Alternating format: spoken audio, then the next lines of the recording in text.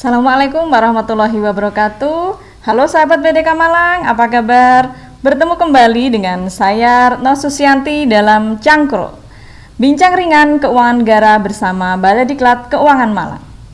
Sahabat BDK Malang, pada episode kali ini kita akan melanjutkan episode 1 dan 2 masih terkait barang milik negara. Bersama saya saat ini di hadapan saya ada Bapak Ali Masduki. Selamat siang Pak Ali. Siang Bu Retno. Apa kabar Bapak? Baik, alhamdulillah. Terima kasih sudah diundang lagi ke studio ini. Silakan disapa Bapak, sahabat BDK Malang yang sudah menanti Bapak pada hari ini. Baik, sahabat BDK Malang dimanapun Anda berada, apa kabar semuanya? Saya yakin kita semua dalam kondisi atau keadaan yang baik-baik saja. Monggo Bu Retno, kita... Baik, terima kasih Pak Ali. Sahabat BDK Malang, pada episode 3 kali ini kita masih akan membahas tentang perencanaan BMN dan sedikit tentang pengadaan BMN. Baik Bapak Ali Masduki, pada episode 1 dan 2 kita sudah membahas bersama Pak Ali dengan Bung Cahyo pada saat itu terkait dengan barang milik negara, pengertiannya, kemudian pengelolanya, kemudian penggunanya. Nah, pada saat episode sekarang ini kita akan lebih dalam lagi mengulik tentang perencanaan barang milik negara. Nah, pada episode 1 dan 2 sudah dijelaskan dengan panjang lebar bagaimana barang milik negara itu harus diadakan melalui perencanaan dengan RKBMN. Begitu Pak Ali ya, mungkin sedikit mengulang. Nah, kemudian ada juga barang yang tidak perlu dibuat RKBMN-nya. Seperti itu? Betul. Mungkin bisa sedikit diulas Bapak agar bisa menyambung kepada materi kali ini. Baik, terima kasih sahabat BDK Malang dimanapun Anda berada. Sebagaimana di episode sebelumnya, kita sudah banyak bercengkrama tentang perencanaan barang milik negara.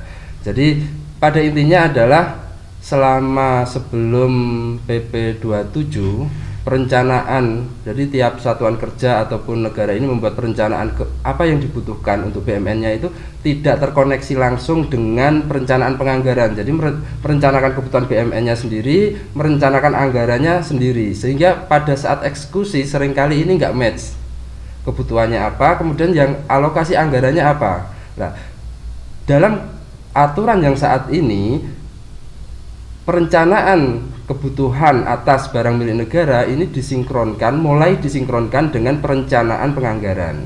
Nah, disinilah ada yang namanya dokumen yang kita sebut RKBMN. RKBMN ini harus dibuat pada saat aturan pelaksanaannya sudah ada. Artinya amanah untuk membuat RKBMN sebenarnya terdiri dari beberapa hal, Bu. Jadi pertama mulai dari perencanaan pengadaan, ya, perencanaan pemeliharaan, termasuk perencanaan penghapusan. Oh, siap. Iya. Dan ada perencanaan lain. Cuma sampai saat ini baru ada 2 yang sudah ada PMK untuk pelaksanaannya, yaitu perencanaan kebutuhan pengadaan dan perencanaan kebutuhan pemeliharaan. Itu pun belum untuk semua jenis BMN. Nah, ya. Terus bagaimana hubungannya dengan perencanaan penganggaran? Bagi yang sudah ada RKBMN-nya, maka pada saat menuangkan ke perencanaan penganggaran itu harus sesuai dengan RKBMN yang bersangkutan. Ini yang aturan PP 28 tadi Pak ya? PP 27 dan 28. 27 sudah mengatur kan, seperti itu iya, sebetulnya ya. Iya. Oh, baik. Nah, ini kemudian ada PMK pelaksanaannya, ini yang melatar belakangi harus dibuatnya RKBMN. Untuk BMN yang belum ada aturan pelaksanaannya, perencanaannya langsung ke perencanaan penganggaran sementara ini. Begitu, baik, jadi mohon Bapak Ibu yang berada di Satker ini apakah berlaku juga bagi barang milik daerah Bapak? Sama Ibu, karena amanahnya kan dari PP Bu. Oh begitu ya. Dari peraturan pemerintah, sehingga baik BMN atau BMD harus melakukan hal yang sama. Cuma di tataran pelaksanaannya ini menunggu bagaimana. Kalau di BMD kan kita berarti harus merefer kepada peraturan kepala daerah masing-masing.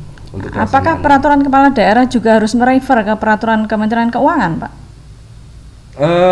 Untuk beberapa hal tertentu iya, tapi tidak ada kewajiban, karena di dalam struktur pembagian kekuasaan di BMN ini kan ada pengguna dan pengelola. Ya, nah, untuk BMN pengelolanya Menteri Keuangan, penggunanya menteri-menteri teknis. Untuk BMD pengelolanya beda, Bu. Oh, beda Pak ya. Pengelolanya BMD dikelola oleh? Kalau pengelolanya masing-masing penanggung jawab kekuasaan atas keuangan daerah atau barang milik daerah itu kan kepala daerah masing-masing. Pengelolanya didelegasikan kepada Sekda. Sekretaris daerah ya. Berarti itu yang membedakan antara barang milik negara dengan barang milik daerah ya. Baik. Jadi kalau barang milik negara pengelola adalah Menteri Keuangan, kalau barang milik daerah adalah pengelola adalah sekretaris daerah. Tetapi semua mengacu pada peraturan yang sama bahwa dalam pembuatan perencanaan BMN-nya harus membuat RKBMN yang harus diselaraskan dengan penganggarannya. Betul Ibu. Jadi kalau di daerah kita sebutnya RKBMD. RKBMD ya baik. Jadi seperti itu Pak Ali ya Bapak Ibu sahabat BDK Malang. Penjelasan yang singkat tapi cukup jelas mengingatkan kembali bahwa Bapak Ibu harus membuat RKBMN maupun RKBMD dalam rangka perencanaan barang milik negara maupun barang milik daerah. Dan aturan yang baru keluar 2 adalah tentang pengadaannya serta tentang pemeliharaannya Pak ya. Di luar itu masih akan berjalan, mungkin peraturan-peraturan baru akan segera menyusul di masing-masing Kementerian Keuangan di barang milik negara maupun pemerintah daerah di barang milik daerah. Seperti itukah Pak Ali? Baik. Baik, selanjutnya Pak Ali. Kalau kemudian ada barang-barang kantor-kantor di daerah ya, seperti di Malang ada kantor PDAM, kemudian ada kantor kelurahan, ada kantor kecamatan. Nah, seperti itu berarti itu adalah milik daerah ya Pak ya? Baik. Perlu mungkin kita klarifikasi dulu Ibu ya. Sebagaimana di barang milik negara, kekayaan negara ini kan ada yang dikelola sendiri oleh pemerintah, ada yang dipisahkan. Kalau yang dipisahkan itu yang diamanahkan kepada badan usaha milik negara. Contohnya Pak?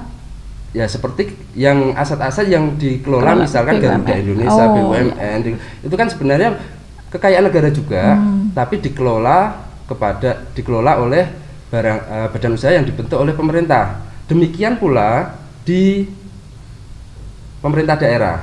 Pemerintah daerah itu kan mempunyai yang namanya BUMD, badan usaha milik daerah. Nah, seperti yang disebutkan Bu Retno tadi kan salah satunya adalah PDAM. Nah, dalam konteks ini PDAM itu badan usaha milik daerah, sehingga pengelolaan mereka sebagaimana bisnis secara umum. Jadi berbeda Pak ya? Berbeda. Itu bukan termasuk BMD. Untuk yang PDAM, mungkin perusahaan-perusahaan daerah lainnya itu tidak masuk dalam konteks BMD. Akan tetapi yang di kecamatan, di Satker atau kalau di istilah teman-teman di pemerintah daerah itu OPD, organisasi perangkat daerah, yang dikelola oleh teman-teman di OPD itu masuk BMD. Nah, sehingga untuk aturannya, sebagaimana kita ketahui bahwa undang-undangnya sama, PP-nya sama, tapi di aturan pelaksanaannya karena sudah ada pembagian kekuasaan tadi, melihat kepada masing-masing aturan yang ada di daerahnya. Tapi bagaimana agar ini seragam? Kementerian Dalam Negeri sebenarnya mempunyai yang namanya Permendagri, Bu. Permendagri 19/2016 itu yang menjadi istilah acuan untuk menyeragamkan aturan-aturan di masing-masing daerah terkait barang milik daerah. Oh, seperti itu Pak ya. Berarti memang antara BUMN tadi barang milik negara yang dikelola oleh BUMN berbeda ya dengan barang milik negara, seperti contohnya antara PDAM dengan kantor kelurahan itu tadi Pak ya. Berbeda ya. Oh, baik. Lalu kalau ini Pak, fasilitas umum seperti jalan tol, kemudian jembatan, kemudian yang seperti itu kan itu dikelola oleh BUMN atau juga bagian dari barang milik negara Pak? Baik. Jadi fasilitas umum baik yang di pemerintah daerah ataupun dikelola oleh pemerintah pusat seperti yang disebutkan Bu Retno tadi, jalan tol misalkan ya, atau taman misalkan Bu ya, ini sebenarnya adalah bagian dari barang milik negara atau barang milik daerah, walaupun yang menggunakan bukan aparatur pemerintah, karena untuk mendukung fungsi layanan umum yang diselenggarakan oleh pemerintahan. Kita yang merawat, kita yang menganggarkan, kita yang mengadakan, tapi masyarakat yang akan merasakan manfaat dan fasilitasnya. Cuma Ibu, untuk yang tadi salah satu yang disebutkan misalkan jalan tol Bu, jalan tol siapa yang mengelola? Jadi posisi jalan tol ini kan mekanisme pemanfaatan sebelumnya. Nanti pas mungkin di sesi pemanfaatan kita akan lebih lanjut membahas.